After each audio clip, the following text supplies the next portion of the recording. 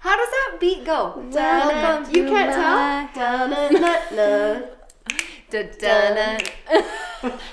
feel like I'm like doing it right. We sound like those girls at karaoke that everyone's like, get off the stage. Welcome to my house. I don't know how to do this with my hands.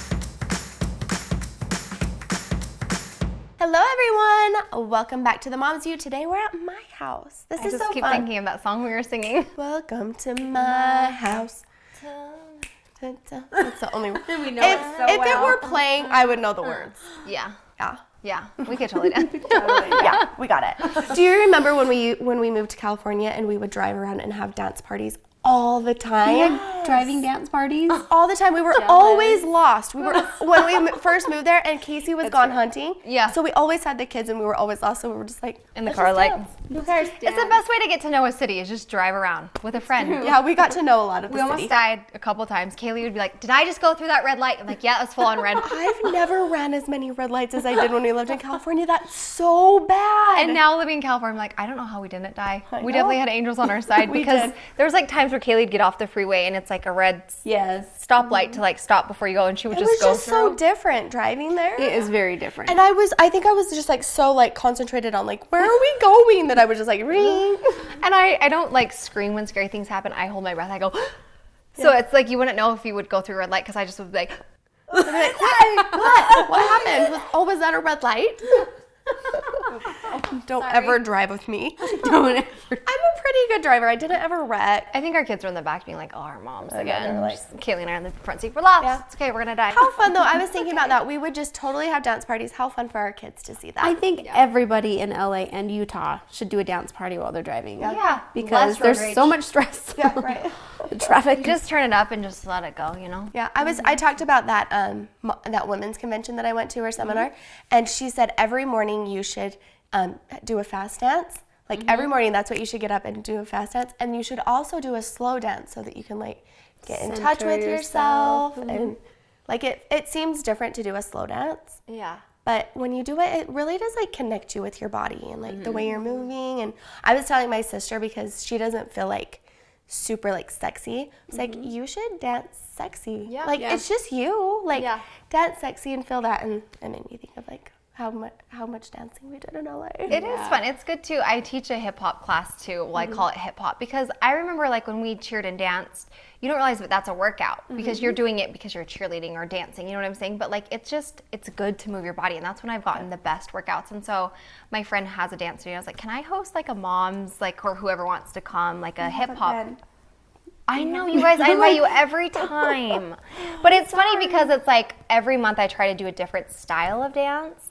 So one month we did just like hip hop dance, like it's like cheer hip hop. And then one February we did Pussycat Dolls. So it was like that's sexy fun. dance because it's like, you know, for Valentine's, we got chairs out. But I told the woman, I'm like, you know, everybody moves their body differently. Nobody in here is a good or a bad dancer. It's just how you learn to move your body. Yeah. I was like, but it it doesn't is- have to be the same as everybody else. Yeah, in this the, isn't a dance class. I'm not going to tell you to point your toes or turn out or straighten your arms or whatever. You know, it's just like really is about moving your body. And it's so fun to listen to music and like just sweat, like the way it releases endorphins. And we all like, everyone comes in a little stiff to class. And I do these exercises where they have to like get out of their comfort shell. But then as class goes on, you can tell everyone just is like, you know, you leave. Jackson's like, I love you teaching this class because you come home and you're like 105 miles per hour. He's like, okay, Turbo, calm down. Because it's like 9:30. I'm like, oh my gosh, Jess, this is so fun. And I had some, and he's like, Carlie, calm down. That's so funny. You should do some in the mornings Oh, that's a good idea. Yeah. with us three. We'll be there. Yeah. let's do a Mom's View one. Oh my gosh, Mom's do a hip hop dance. What if we did a live one? We could do it. We have a wanna do studio. a live one. It's so fun. My dance, it's dance by really easy. myself. But this month it's old school. You guys would love it. It's like salt and pepper. Oh, Like that's fun. yeah. So if you guys have any, well, this will probably go up after this month. But every month I try to do like a different genre and style. So That's so fun. It's so fun to like revisit like old school things because it brings back so many memories. We were watching Straight Outta Compton, Casey and I were, and we like started rapping, and then we just had like the funnest night because we were like rapping all these old songs together. Or Instagram that picture? Casey And did. I was like, what are they doing? Yeah, people thought we were announcing that we were pregnant because we did like 1, 2, 3, and to the 4. Snoop Dogg and Dogg. anytime I thought hear we were- Snoop Dogg, I'm like, I think of Kayli, and Jackson's like, really? I'm like, Kayli's favorite rapper is Snoop Dogg. I loved it. Did you ever put that together with her? No. Anyways, it's so fun. Anyways. Sorry. Tangent. What's new with you guys? Well, so I was hanging out with Snoop, and I wouldn't be surprised. I know. You did get to meet Snoop. Yeah. Because he was signed with Maker. I don't know if he still is. And he was supposed to come in one day, and I waited and waited and waited, and he never came. Oh my gosh, he would have been. But you got to meet him, didn't you? I feel like I did, but it was just in a passing. It wasn't like, I don't think I shook his hand. I thought you guys got to like walk with him. I would have been like, I would have been like, Snoop Doggy Dog. He'd be like, no, girl. yeah, he's like, stop. That's awesome. Anyway. White House, though, I mean, that's... Yeah, we went to the White House. That was so crazy. The White House is like, there's just so much history. It makes you feel like you like can't touch anything. And like, there was this big armoire thing that was full of all the past presidents' dinnerware. Like their dish, like just a plate and a cup, and like just to show their dinnerware. And we saw like Abraham Lincoln's dishes. Like, I love stuff like that. It was really cool. It was cool. Something about doing stuff like that makes you feel like a little kid. Like the curiosity comes out in you, you know? Like the imagination, I feel like, comes out in you, and it's fun to do stuff like that. And just being in D.C., being able to appreciate our history, our nation's history was so amazing. Yeah. That's really cool. Life-changing. That's cool. It gave me goosebumps. Cool. Do you have anything new with you? No. Just hanging life. No. Just been like, Just dancing. Life. dancing, rapping. Snoop Dogg. Well, speaking of Snoop Dogg, we're going into our topic of the day. I wanted to talk to you guys today about fighting with your spouse. And I know a lot of you probably out there are like, I'm not married, I don't have a spouse, but you can relate to this because maybe it's a teacher or a friend or whatever. We all have relationship. Yeah. We all have disagreements with somebody in our life. And it was interesting to me because I wanted to get people's opinions and like, how do you overcome fighting with your spouse, or how do you curl up, or how do you fight? And I read this article about fighting fair, and I thought that was really like interesting and kind of like sparked something in my brain. I'm like, that's what we should talk about on the Moms View today. So I'm going to read you this thing that I found from WebMD. It's just kind of like the top 7 things that you should do if you are in a fight, and I thought that we could maybe touch on them and if you guys relate to any of them. So number 1 says how to keep the peace. The whole thing is how to keep the peace in your home or in a relationship. This might be weird if you're not married, but it says go to bed angry. It's like something that you should never do. Oh, I was like, that's the advice they're giving you? You should do that. No, make sure you're still angry when you go to bed. It just talks about several therapists and couples say forget that adage about always resolving anger before turning in and let someone sleep on the couch. So they're saying that sometimes that actually isn't a terrible thing, because when people are so worked up and so angry, you're tired, you're emotional, you're not thinking straight, you should get to a point where you feel like you know it's not going to be totally explosive, just to leave on that note. But sometimes it is okay to put a couple of, sleeping hours or whatever between you so that you can wake up refreshed. But the key is that you make a commitment that you both acknowledge you're angry, that you're in a fight, that you will return to keep working on the issue. Right. And you don't leave that up in the air when it's going to get solved. So you say, well, tomorrow at 1 o'clock works for me. Can we talk then? And you both agree on that. You give each other space, because I don't know about you guys, I'm one to use words when I'm angry, and it's you just really get like hot-headed. Yes, and I just want to call names like a child. I don't know what it is. I think it's our family. It is a Butler thing. I see it all the time in Casey, and I'm like, you big stupid head. Just the dumbest things that come out of your mouth. I have a really quiet voice, and so I feel like I have to like just say the meanest things to be heard. Yeah. But it's interesting because like I really, really want to go back to school for psychology, and like I love dealing with people's problems. Does that sound really funny? But I like hearing about it and like, working people through them. So this whole thing has been so interesting to me. So that was one. Think about that, if what works for you or not, what doesn't, and not one shoe fits all for everybody. So take these with, a grain of salt. Number 2 says take a break. Sometimes when you're fighting, you just need to take a break and then return to it. So that's something that you could work on. 3 is own up to your part of the fight. Saying I'm sorry is so hard for me. So hard for me. Jackson says it every time. Right. He's like, I'm sorry. I'm like, you're right. It's okay. Even if I know it's my fault. That's good. That's a good balance. Shay's really good about like, you know what? I didn't need to say. I'm like, yeah, you didn't. It's crazy because in my mind I'm like, I'm sorry too, but like it's like the words are like nails coming out of my mouth. It's so, I'm like, that's the most terrible thing. But it's so hard to be like, I'm sorry too. You should just say, if I bat my eyes 3 times, that means I'm sorry. Secret codes. If I breathe, that means I'm sorry. Jackson's just like, So, yes, own up to your part of the fight. Number 4, find the humor. I love that one because if I think about any of Jackson and I's fights or little quarrels, the thing that we start fighting about is like really nothing. Right. And then it's just like this pinnacle into something that's just, it escalates. But that comes to, I think, much deeper issues. But finding humor in the fight, sometimes I made fun of Jackson the other night. We got in a little argument. He likes to look at himself in the mirror when he's mad. I don't know if it's like this guy thing. I was like, really? Are you going to check yourself out right now? And he like, I look pretty good. And then we just like started laughing. But just because we have this huge mirror in our room, but he's like, we're like yelling and then he like turns and looks in the mirror and is like, then he looks at me again and I was like, really? That's so funny. And it was cute. He was like, it kind of like made the fight, just kind of whatever. But this one is good. Number 5, shut up and touch. I am one to like when Jackson and I are fighting and he's so great. It's kind of awful. He wants to sit on the couch and talk eye to eye and touch. And I'm like, no, I want to sit over there and like be mad and use his body language and he wants to use this body language. Like, why are you so perfect? But he always wants us to sit near each other. And I think that does help. And I notice as soon as we do, like he does put his hand on my leg, like a part of me melts and a part of my wall It probably is like, helps because that is your love language. Yeah. Touch. I didn't mean to make this about Jackson and I's relationship, but I'm like, all these are so relatable. Yeah. Are you guys relating to any of these? Yeah, totally. Shut up and touch. Number 6, ban the butt. Wait, what? Ban the butt. Like, when you fight, you can't make... Yeah, but... But, yeah, but, yeah, I was thinking of a butt. Don't touch the butt. Shut up and touch, but don't touch the butt. Because think about what usually follows up after a butt. Your own... An excuse. Yeah, or justification. Justification, right? excuse. Yeah, but you did that first, or yeah, but you spent the money there. So you have to ban. So you're not really like recognizing the person's other opinion when you say, yeah, but... Yeah, because it's almost like you didn't even hear them out. You're listening to hear something to throw back at them almost. That's true. So that's a good one. And then lastly, remember what's important. And that's your relationship. It's like, I was talking to this girl at the gym and she's like, at the end of the day, you can talk yourself into anything.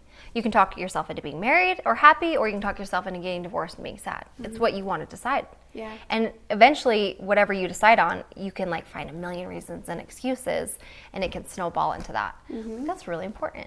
So I want to hear, when you guys fight with your spouses, this is like really being vulnerable with you guys. What are some of the things that you've noticed work for you, and what are some things that you wish you could work on personally? I like that list because I feel like Casey and I do give each other space, and I've had to learn that, like I would always like chase Casey around like talk to me, and he just like needed space. So there are times when we get mad at each other and he sleeps on the couch. Yeah. And then in the morning we do feel better and we are able to communicate better. So that, and we always laugh about it because we're like, I can't believe I said that or did that or acted that way, and I always say the dumbest things.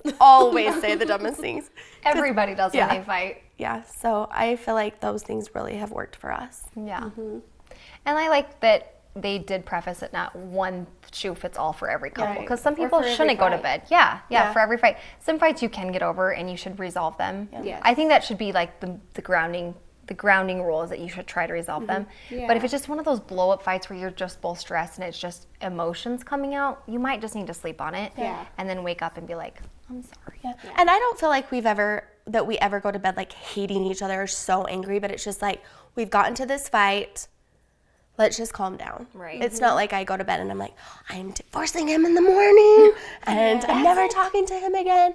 But I feel like we just need that, like, cooling down. It is the Butler thing. I laugh because you would tell me that when you and Casey fight, Casey will do this to you. I finally just stopped chasing him because he would do this. Because he didn't want to see Kayli. But at our wedding, and I was like, oh, that's so silly, Casey. He's so immature. Like, who does this when they fight? But then Jackson's like, for I think it was my bridal party or something, like, how do you know when Carlie's mad at you? And Jackson said, she won't look at me.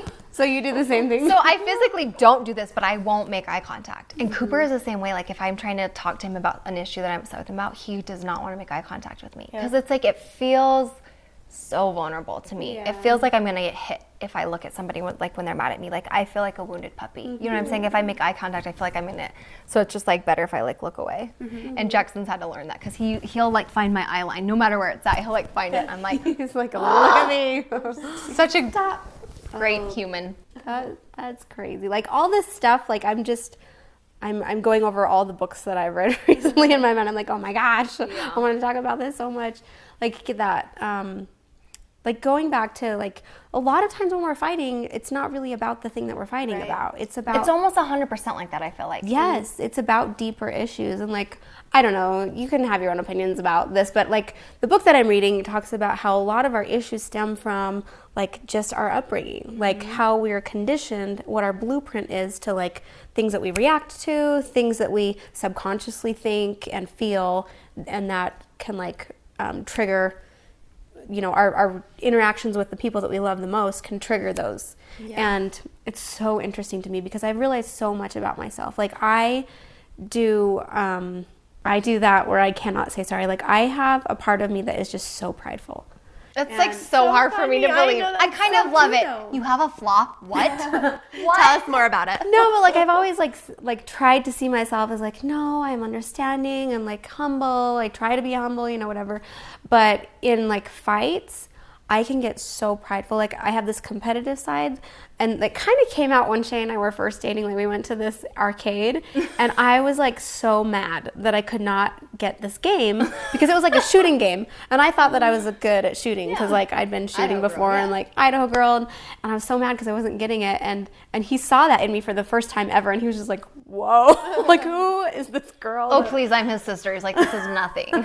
But just the fact that I was that way, and it's something that I'm not really proud of, but I definitely see that in myself now, that I am sort of a prideful fighter, and I will do that. I'll like hear what he's saying, but then I will be like, yeah, but like trying to get my side across. And you know, going to that Tony Robbins event, I feel like it's kind of like our internal need for significance. Like we have to be heard, we have to be right. But really what is important is making a love connection. And if we always have to be right, and we always have to be heard, like if our opinion has to be right, then how are we going to grow?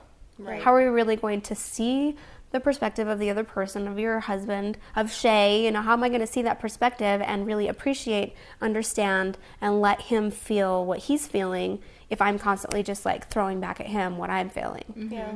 You know, it never really gives you a chance to understand. So things I'm learning. I do think it's hard to not be heard, though. I really do. And I heard somewhere that men don't hear women's voices sometimes. So when they're like explaining themselves, they don't always hear us when we're like, this is how I feel about this too. And they are quick to cut you off. And so I think that that's part of us being like, yeah, but, because we're getting cut off. And I don't think men intentionally do that. I mean, I don't know if that's right. I just heard that. And I've noticed that in my relationship. And so it is good to like let that person finish what they're saying and then say, I need you to listen to me and hear me. Right. So I don't know that it's a men and women thing. I mean, maybe it could be in some instances, but I feel like human nature in general is like, I need to be heard. Like, you need to hear what I have to say, and I'm right. Yeah. Right. I just heard that like men like don't hear women's voices as clearly, and so they're quick to like not even know that you're speaking. Kind of like we can like tone out babies, and they can't. I wonder if that has mom. Right. I wonder if it has to do with your upbringing, like do you hear your mom more or do you hear your dad more? Like so many interesting things you guys are saying. That's why I kept being like, try not to cut you off. I'm really trying to work on that, you guys. I promise. Do you not hear my voice when I'm talking? I do. I just get so excited. I'm just kidding. So here's a vulnerable part of me. For a long time, I thought that anybody who used a therapist like had something wrong with them, or they were crazy, or they needed it. I think most people. But I would seriously tell every single person I know could see a therapist, because it's just having an unbiased opinion to help you become your best self. Yes. You know, if you talk to your family, if I vented to you guys about Jackson all the time, you're going to have my back first and foremost. You know what I'm saying? Because I'm your family. I don't know, though, because I feel like if you guys vent to me about Shay and Casey, like, I'm going to kick their A's. I hate them because I love you more. Sorry, Shay and Casey. But you know what I'm saying? Like, if you go to somebody and you're constantly venting to them, your best friend, your mom, they're going to form opinions about that person. Right. But when you pay somebody to give you their real, honest, educated answers, they really help you to see parts of yourself that aren't that great and help you to grow. Right. And that's like something I've loved about a therapist is they know how to find those parts of you and bring them out and challenge you to be better without it being emotional. You know, it's hard to hear emotional criticism from somebody you love because I always take it personally, you know, or if like Cooper doesn't do something well in school, I take it personally. And I've learned that about myself, that I can't take everything personal. Right. But something that that my therapist was saying about relationship, about men and women, and that's interesting because you guys are like, oh, I don't know if it's men, I don't know if it's women. And I think it's true. Some men are different, you know, than other men, whatever. But men are compartmentalists. So they see everything. If you were to like shoe boxes, we had a bunch of shoe boxes out on the floor, men would have one shoe box open. They would do whatever they need to do in that shoe box, a problem, they fix it, they close that, and they move on to the next. Women, it's like, this is open, and this is open, and that's open, but I gotta go back here and work on this. So we have all these things going on, but men are very linear thinkers. They think from this point to this point, and this point to this point. And not saying that that's how it is for every man or woman, but in general, that's how most men and women are. That's interesting because I can see that in sometimes the way Shay and I fight. Like, he will be talking about an issue, and I will like respond with like, but then when this happened, he's like, we're not even talking about that. Like, why did you bring up that? And in my mind, it's like, it's all together. Because all your shoe boxes are lighting up. All the shoe boxes are open. That's interesting. Have you noticed when you vent to your husbands, like just venting to girls is so different. Like, oh, it hurt my feelings when she said this. Girls are like, I know, I can see why she'd be like girls reason with you and they like kind of give you substance. Jackson always tries to fix it. I'm like, I don't need you to fix it. That's definitely just think she's being rude with me right now. That's so funny. Casey's like, I don't care. Why do you? Like, why do you even care? And then I'm like, why do I care? Okay. And I don't think men, like, it's not men versus women, but I think it is very healthy to know that men are built and structured differently, and so are women. And it's like that book, Men Are From Mars, Women Are From Venus. I wanted to read you guys this. And I loved my therapist. Like I've told you, you should go to him. I will recommend him to everybody. He always has a handout, and he always... like it's like an emotional exercise. Yes. You know, we have physical, we have mental, but emotionally being exercised is really challenging because you're really like have to dig deep, and it's becoming uncomfortable with yourself. And that's when you like experience change and growth, and that's when you're able to change the way you fight with people. Exactly. You know, because the way we're raised and conditioned is so different. And the way, and then you put two lives together, and it's like they say, like, marriage is the best thing, but the hardest thing you'll ever do. Here's a list. It says summary of typical differences between men and women. And I brought up my therapist because this is one of the handouts he gave me once. So instead of boring you guys and like reading you all, because there's 20 of them, I'm gonna leave them. We'll leave them down in the description box or screenshot them. And it'll be interesting to see what you guys think about like the differences, the typical differences between men and women, and maybe exercising outside of that. I think that's like one thing he gave me is like, you know, a lot of. You read these and you're like, yeah, this is a man, this is a woman. But it's good to not have to put yourself in either one of the boxes and to whatever. But just kind of see what your style is. Like what fits you. But the conclusion is really good. It says, in conclusion, what we are, what we feel, and what we think, and what we do are all influenced by our sexuality to some extent in relationships. Failure to recognize and accept these differences in the marriage relationship can cause much unhappiness and confusion. Now, one final caution in addition to the differences that we are sexually influenced, each of us bring into the marriage countless other differences from our previous environment, which have nothing to do with our physical relationship. These need to be recognized, accepted, and dealt with. And that's something he's like, you know, men and women are different creatures in relationships, and the way that we respond emotionally, I like to be nurtured a little. But I've noticed Jackson's more so than me. But I noticed that we both need physical touch and like connection. And so it was just something that was like really interesting to me to think about, that sometimes it's kind of taboo to talk about in marriages, you know, like how's your sex life? But I think more of it's like, how's your intimacy life? Emotional, spiritual, and physical. Because it's so like intimacy is such a wider range than just sexual intimacy. Yeah. And I love this topic because I've been reading about a lot about consciousness, and I think that just recognizing these things and like realizing how you fight and trying to work on those differences is like bringing yourself into a conscious relationship. And that a conscious relationship is really just a relationship that inspires growth instead of just like staying the same. Because if you stay the same, you're not really going to be happy. Right. You just have to encourage growth and be okay with negative and positive emotions and be able to work through them. I love it. Yeah, I think so many people are like embarrassed by fighting. But it, like you said, that's how you grow. Like that's how sometimes you hear each other, and it's okay to fight if you can resolve the fight and move and grow together as a couple. Yeah. I love that, you guys. I put on my Facebook, I said, what are things that you want to talk about as like being a spouse? And somebody had commented, how do you help your spouse feel like they're being heard and respected? Because in their relationship, they're both feeling like you're not hearing me. And something I read is you have to, when somebody, another thing my therapist talked about is like, if we sat here and threw pens at each other, like you threw a pen at me, then I'd want to pick one up and throw it at you. He said, so sometimes you have to physically set a timer. You set a timer for 2 minutes and that person gets to talk for 2 minutes and you have to sit and listen. That's such and a you good can't idea. say anything for their 2 minutes. And then when the buzzer goes off, they're done. No matter if they're mid-word or not, they're cut off. And then you have to rephrase what they just said by using the word you feel like I. Because sometimes when it's like, well, you, it becomes one of these things, and then their walls get built back up, they get defensive, and when you're defensive, no ground is made. Yeah. So you have to practice rephrasing, well, you feel hurt when I don't do the laundry, and I can understand why that is.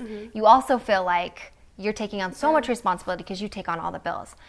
I know I can help out more. Yeah. So you give them their feelings, but then you take on responsibility for yourself. You're validating what they said and making sure that they know that you understand. So I think that to help your spouse feel like they're being heard, you just need to practice like rephrasing what they had just said. That way they can hear the words that just came out of their mouth. Not so many yous, not so many, being or pointing. It's more like, oh, you feel this way because. Yeah. I think rephrasing is really, really good, and it helps you be a better listener. Yes. So then it's like, did I hear them right? Did I say that right? And so that's something I would encourage is just, I've realized the 2-minute rule helps because I'm one to cut Jackson off, and he gets so mad. He's like, quit cutting me off. I'm like, 2 minutes is just a really long time not to talk. That's something that you need to agree to when you're not fighting. Definitely not like you're in this fight and you're like, hold on, let me set my timer. You'll be like, what? Because then the walls are back up. That's something else that in the comments, though, somebody said once a month we sit down when we haven't been fighting and things are good. We go to dinner. We treat it like a date and we work on our relationship and where it's at. We see where we're at, what we're needing. If we check up with one another, and we work on it when it's not in the heat of things. And that's so good because you don't want to try to be heard or try to hear your spouse when you're fighting. No one's like trying to hear the other person, but if you do it like that, like you will be heard and you will hear what they're saying. And it's not as hard to want to improve. I feel like when I'm hurt and Jackson gives me criticism, it hurts even more. Right. Yes. But if we're in a good place, I'm like, okay, I can see why I'm like that. I'm sorry. I'll work on it, It's not as bad. But oh my gosh, you guys, I'm sorry. Of course this episode is running so long because I'm talking and I'm in charge. But there's just, I think being, newlywed, everyone that sees me like, how is being married? And of course it's wonderful. I have nothing bad to say, but it is hard. It isn't all bliss. And I kind of think that that's beautiful, though. I think in all relationships. I mean, if everything is really all bliss, then there's a lie going on somewhere. Right. Yeah. Like it's like not real. But I love it's not growing. Learning about humans and why we function and what starts it all. And so to me, relationships, like, I don't know. I could speak about it for hours. I love it. I'm like, catch my breath. But Angel, of course, we know has something incredible to say. She always does. But since we've been talking so long, we want to throw it over her clip. Actually, we're going to put it on our Moms You Facebook page. And then that way we can interact with you guys down in the comments below her video. And we want to hear what she has to say for sure because her relationship, I love how she just I can't wait to hear what she has to say about this. Yeah. It's fun, too, because she started a podcast with Marcus. And the two of them together are just so funny and awesome. And she always has a different way of looking at things that it really, it helps grow me. I'm like, that's a really good way to learn, to work, look at it. Oh, my gosh.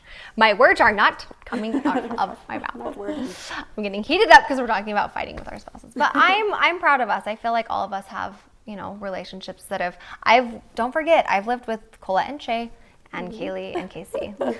Logan, when you get married, I'm going to move in with you too. So I've heard how everybody fights and it is funny. And if anybody could live with us, I'd be embarrassed about how I fight. It's definitely like a child. But I'm working on it.